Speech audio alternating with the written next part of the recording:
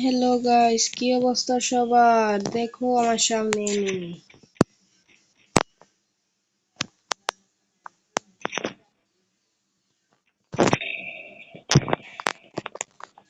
দেখছো গাইস, টুকা দিয়ে দিলাম।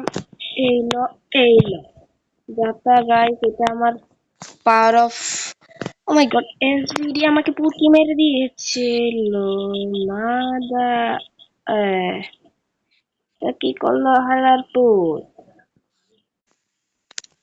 হ্যালো গাইস, কি অবস্থা সবার? দেখো আমার সামনে এনিমি।